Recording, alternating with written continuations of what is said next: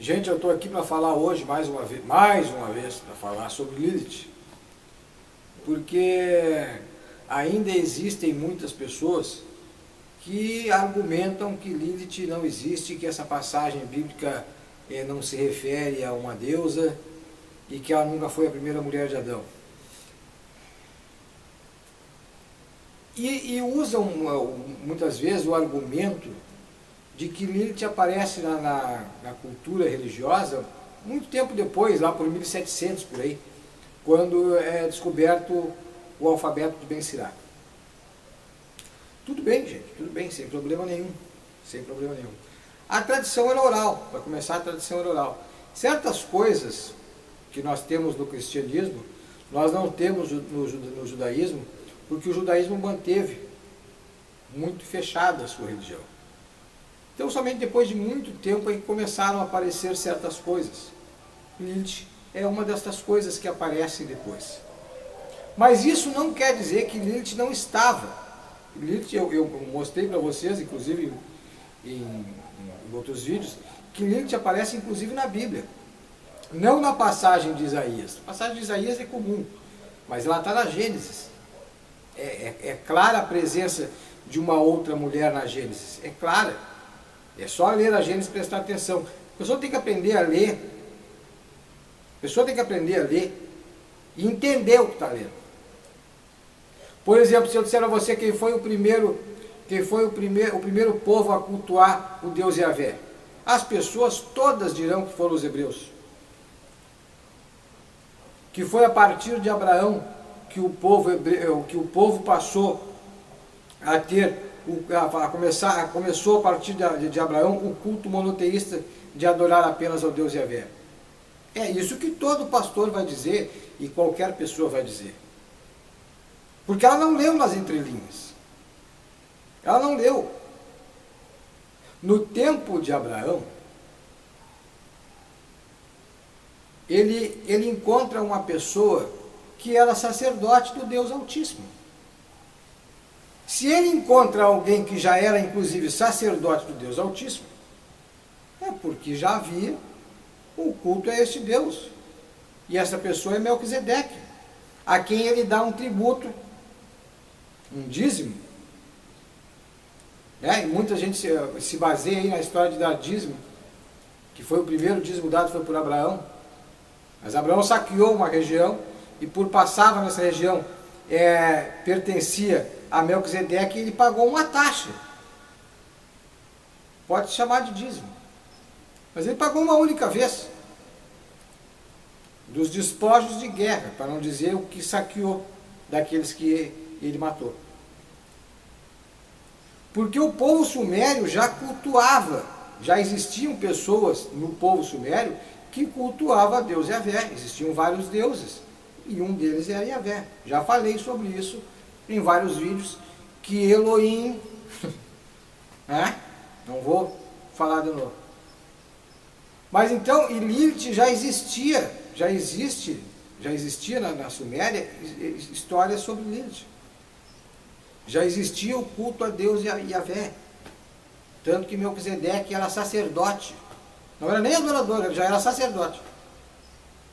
Tá? Então, se as pessoas têm que aprender a ler as entrelinhas. E muitas vezes não está escrito lá, olha, Abraão prestou culto ao sacerdote Melquisedeque, que era Deus do Altíssimo, que era sacerdote do Altíssimo. Aí a pessoa nem presta atenção naquilo. Mas aquilo é que é o importante. Se Abraão pagou dízimo para alguém em honra de um Deus, que Deus era esse? Era o próprio Deus de Abraão. O Deus de Abraão não é Yahvé? O sacerdote para quem ele pagou dízimo era para quem? Então já existia na Suméria, já existia esse culto. Assim como existiam lendas de Lilith. Ah, mas eu não achei Lilith, o nome escrito Lilith. Não se apeguem em nome. Não é o nome. Não, eu falo várias vezes. O nome, cada região vai dar um nome. Cada região vai dar um nome. O importante é você pegar a lenda e associar, conseguir conciliar. né? Você pode pegar a história de Noé, você vai encontrar lá a história egípcia igual. Igual. Foi uma outra coisa, uma outra história, mas é a mesma.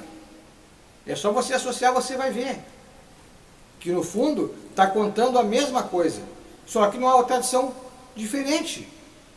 Cada povo viu a sua história, o seu passado, os seus deuses de forma diferente. Mas não é que existam milhares de deuses, não. Aquilo que eu sempre falo, existia um Criador e alguns deuses. Cada região, em cada época, viu um Deus como sendo o seu e cultuou ele. E Lilith é uma delas. Ou vocês acham que essas sacerdotisas de Lilith que andam por aí são tudo mulheres loucas que adoram algo que não existe? Isso eu pergunto, senhores. Só porque os senhores não concordem com algo, não consigam enxergar algo, e aí citam passagens bíblicas. Se você citar a Bíblia, então me cite toda. Cita toda ela, leia ela toda, e aí você não vai conseguir fugir. Não vai, a não ser que você comece, ó, isso aqui é literal e isto não é. Isto eu aceito, ó, tem coisas que são literais e tem coisas que são interpretação. Mas se está ali, é porque está transmitida, se não é literal, está transmitindo alguma coisa. Você tem que entender essa coisa que está sendo transmitida. E não pode simplesmente dizer assim, ó, essa parte que eu não vou ler. Como fizeram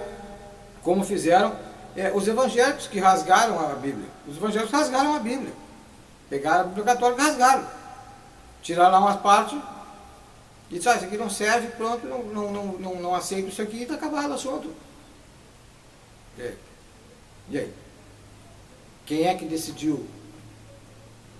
Né? Quem é que decidiu qual é a parte que estava certa e qual que não estava? Tá bom, gente? Então, tem que compreender o seguinte, Lilith faz parte, está na Bíblia Católica, não só na passagem de Isaías. E a passagem de Isaías eu nem interpreto, eu nem me preocupo com Lilith na passagem de Isaías. O importante, Lilith, está no Gênesis. É no Gênesis que está a importância de Lilith. É ali nas primeiras páginas da Bíblia que está a importância de Lilith. Claro que é bom conhecer o alfabeto de Ben Sirá, claro que é bom. Claro que é bom ler. Mas você encontra Lilith na Bíblia. E quando as pessoas alegam, mas a Bíblia é muito anterior ao alfabeto de Ben Sirá. Ok, tudo bem. Mas vocês não devem esquecer que a datação da Bíblia também não é tão antiga assim. Aquelas coisas que dizem que Moisés não escreveu nada.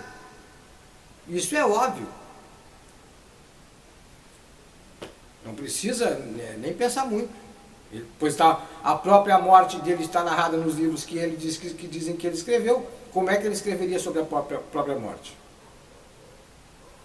Tá, gente? E quanto ao fato de Moisés ter escrito, não existia nem a escrita hebraica no tempo de Moisés. Tá? A escrita hebraica, as primeiras escritas hebraicas do hebraico, daquilo que se transformaria na escrita hebraica, naquilo que se transformaria na escrita hebraica, é do ano 1000, que é a época do rei Davi. Tá? É ali Davi e Salomão para frente que a escrita começa a pegar forma.